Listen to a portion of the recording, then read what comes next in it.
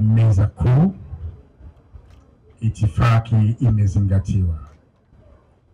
Sina maneno mengi ya kuzungumza. Nafikiri unaona igizo letu, viziwi wenyewe wameonyesha, wanawake wenyewe, na sina maongezi mengine ya kuongeza.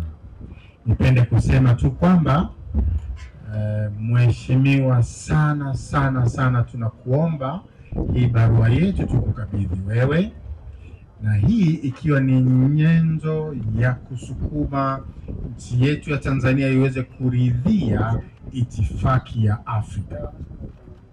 Tayari kuna baadhi ya nchi ambazo ni nchi za Kiafrika 17, kwa kuwa tuna nchi zaidi ya 53, bado hizi nyingine hazijaridhia isipokuwa hizi 17 peke yake.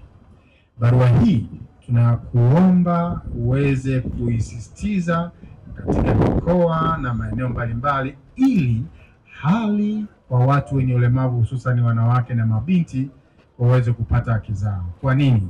Wanawake viziwi na wenye ulemavu wameathirika sana. Mabinti, wakina mama wananyanyaswa, wanabakwa. Kwa hiyo kupitia hiki itaweza kuondoa.